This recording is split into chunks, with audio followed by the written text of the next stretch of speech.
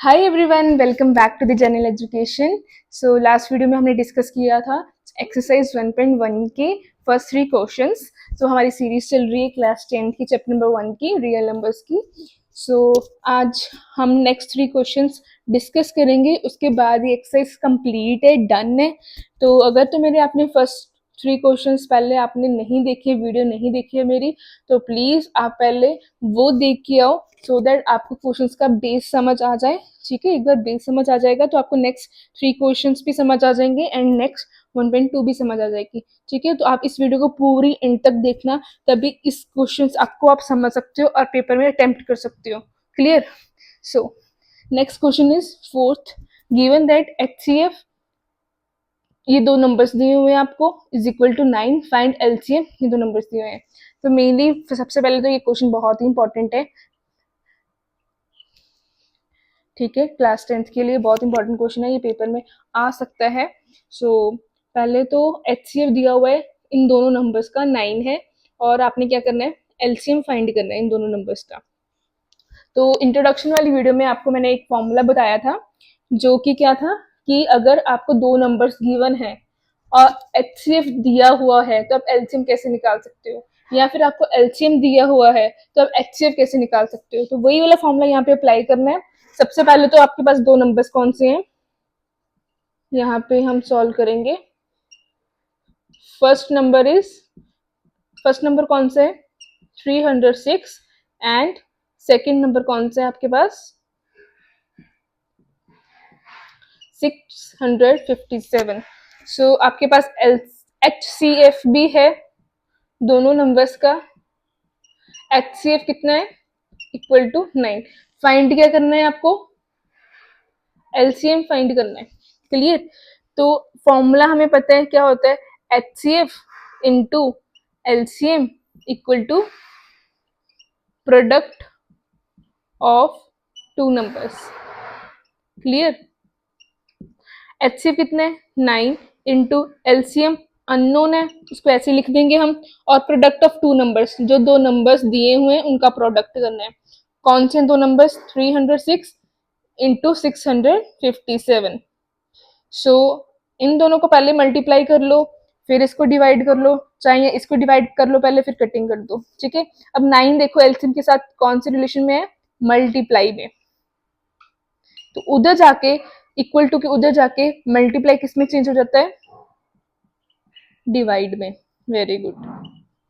ठीक है, अब इसकी कटिंग कर देंगे, 9 1 जा 9 और यहाँ पे आ जाएगा 34।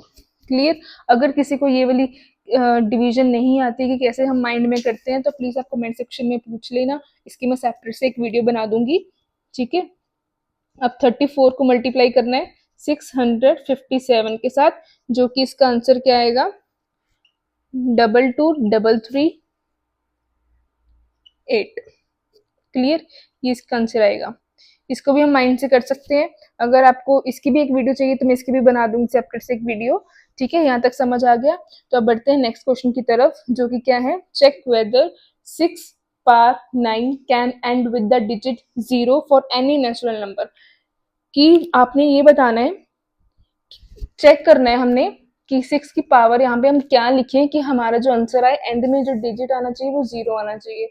ऐसा कोई नंबर ही नहीं है कि अगर हम 6 की पावर कुछ करें तो लास्ट डिजिट 0 आ जाए। क्यों?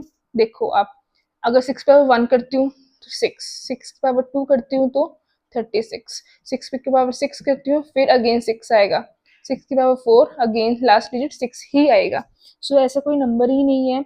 अगर हम 6 को जितनी बार मर्जी मल्टीप्लाई कर ले तो वो क्या आएगा, लास्ट डिजिट 6 ही आएगा, तो 0 नहीं आएगा। 0 कब आता है, लास्ट डिजिट जब मल्टीपल्स क्या होने चाहिए, 2 एंड 5 इनके प्राइम फैक्टर्स होने चाहिए। अगर ये आते हैं तो तभी लास्ट डिजिट 0 हो सकता है, अदरवाइज नहीं हो सकता। तो 6 के क्या आते हैं प्राइम फैक्टर्स, बताओ जरा। 6 को हम ऐसे लिख सकते हैं 2 इंटू 3, तो 2 इंटू 5 तो नहीं है, 2 इंटू 5 होता तभी लास्ट डिजिट 0 आ सकता था, वरना अदरवाइज नहीं। ठीक है, जैसे कोई भी एग्जांपल ले लो, 100 की ले लो, 100 में क्या आता है, 2 आता है और 5 भी आता है। जहां पे 2 और 5 दोनों प्राइम फैक्टर्स होंगे तभी लास्ट डिजिट 0 होगा, अदरवाइज नहीं होगा। ऐसे ही आप 10 का करके देख लो।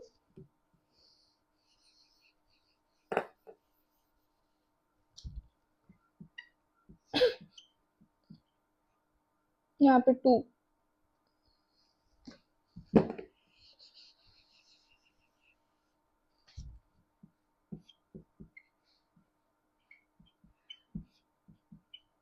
ठीक है। तो यहाँ पे मल्टीपल्स क्या आ गया आपके, 2 into 5। तो अगर ये दोनों आपके प्राइम फैक्टर्स होंगे तभी किसी भी नंबर का लास्ट डिजिट 0 हो सकता है, अदरवाइज नहीं। तो 6 में तो 2 into 3 ही है। सो यहाँ पे लिख देंगे हम, since 5 is not prime factor of 6. Clear? So therefore 6 power n cannot end with 0। Clear, done. अगर यहाँ दोनों क्वेश्चंस में किसी को भी डाउट है तो प्लीज आप पूछ लेना। ठीक है, बढ़ते हैं नेक्स्ट क्वेश्चन की तरफ।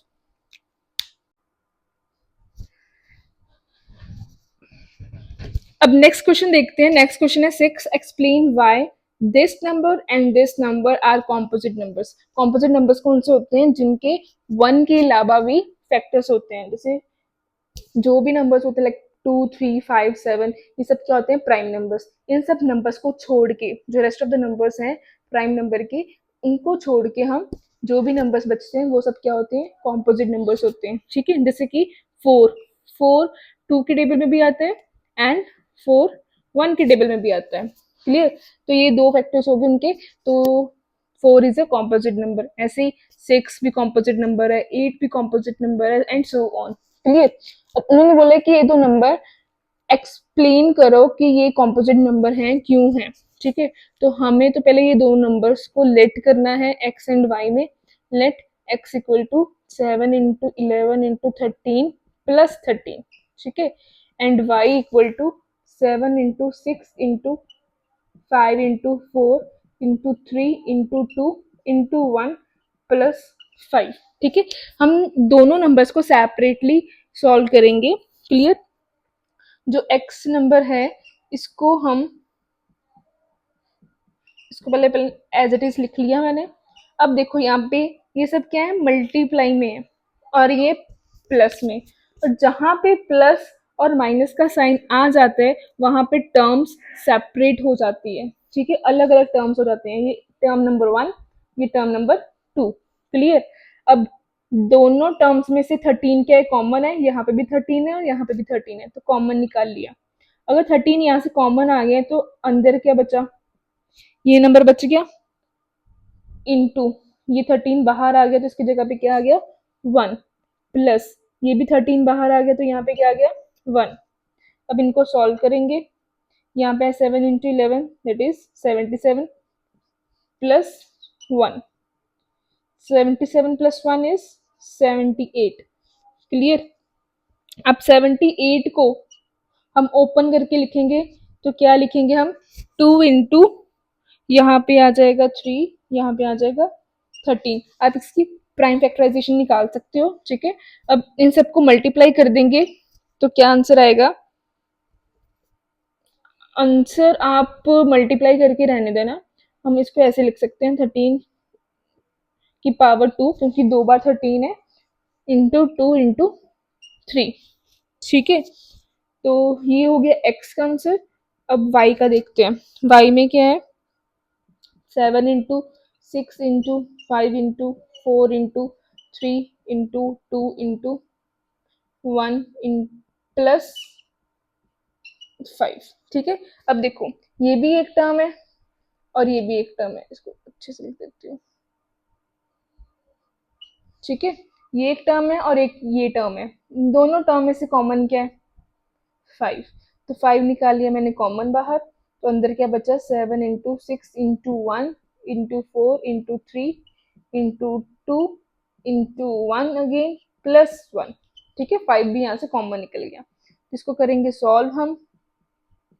इन सब को मल्टीप्लाई करके आंसर आता है 1009। क्लियर? तो हम इसको मल्टीप्लाई करके लिख सकते हैं ऐसे। अब मुझे ये बताओ, दोनों नंबर्स में, both numbers x and y have the factors other than 1।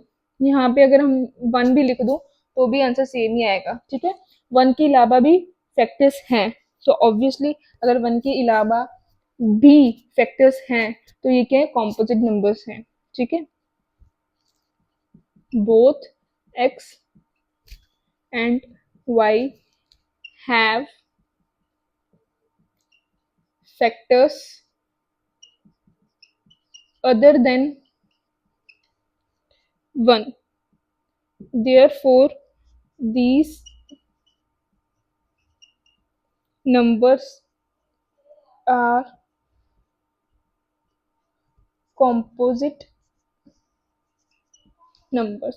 Clear? यहाँ तक 6 क्वेश्चन कंप्लीट हो गए हैं। अब लास्ट 7th क्वेश्चन बचा है, उसको हम डिस्कस करेंगे। उसके बाद ये चैप्टर, ये एक्सरसाइज कंप्लीट है। उसके बाद हम करेंगे 1.2। क्लियर? अब लास्ट क्वेश्चन के इस एक्सरसाइज का, there is a circular path around a sports field. एक सर्कुलर पाथ है, ठीक है, around a sports field. Sonia takes 18 minutes to drive one round of the field. Sonia क्या करती है, एक राउंड लेने में 18 मिनट्स लगाती है, ठीक है। और while Ravi takes 12 minutes for the same, तो रवि क्या करता है, 12 मिनट्स लगाता है उसी फील्ड के लिए, उसी फील्ड को राउंड करने के लिए 12 मिनट्स लगाता है। यहाँ पे आएगा 12 minutes. Suppose they both start at the same point and the same time and go in the same direction. अगर वो दोनों एक ही टाइम पे एक ही पॉइंट से स्टार्ट करते हैं तो कितने मिनट के बाद वो दोबारा से मिल रहे हैं, ठीक है। तो इसमें क्या करना है हमें, जब आपको पूछा जाए कि मिनिमम टाइम कितना लगेगा, ठीक है, अगर या फिर दोबारा से कब मिल सकते हैं, ठीक है, तो उनके लिए हम एलसीएम निकालते हैं। तो अगर हम इन दोनों नंबर्स का 12 और 18 का एलसीएम निकाल दें तो हमारे पास वो टाइम आ जाएगा जहाँ पे रवि एंड सोनिया मिलेंगे। क्लियर? यहाँ पे हम क्या लिखेंगे, the minimum time they will meet again is the LCM of 12 and 18। 12 and 18 का एलसीएम लेना है। 12 के फैक्टर्स कौन से होंगे, प्राइम फैक्टर्स, 2 इंटू 2 इंटू 3, ठीक है, 2 4 4 3 12। यहाँ पे 18 के 2 इंटू 3 इंटू 3। इसको हम कैसे लिख सकते हैं, 2 की पावर 2 इंटू 3, इसको 2 इंटू 3 की पावर 2। एलसीएम आपको आते हैं सबको लेना, 12 एंड 18। तो एलसीएम में क्या करते हैं हम, जो जिसकी पावर ज्यादा बड़ी होती है उसको हम कंसीडर करते हैं। जैसे 2 यहाँ पे पावर 1 है और यहाँ पे 2 है, तो 2 वाली पावर कंसीडर होगी। इंटू 3 यहाँ पे पावर 1 है, यहाँ पे 2 है, तो 2, ठीक है। तो एलसीएम कितना आ गया, इनको मल्टीप्लाई करेंगे तो 36, ठीक है। तो लास्ट में क्या लिखेंगे हम, after 36 minutes Sonia and Ravi will meet at the same point. Sonia and Ravi meet at the same point after 36 minutes, ठीक है। अब यहाँ पे ही आपका जो चैप्टर है, चैप्टर का जो एक्सरसाइज है 1.1 वो कंप्लीट हो रही है, ठीक है। अब नेक्स्ट वीडियो में हम डिस्कस करेंगे 1.2, वो एक ही वीडियो में कवर हो जाएगी। इसके बाद ये चैप्टर डन है, ठीक है। अगर आपको कोई भी डाउट आ रहा है तो प्लीज़ आप कमेंट सेक्शन में लिख देना। बाकी इस वीडियो को प्लीज़ लाइक कर देना, इस चैनल को सब्सक्राइब कर देना, so that I feel motivated कि मुझे ये वीडियो डालनी है, ठीक है। तो बाकी थैंक यू सो मच।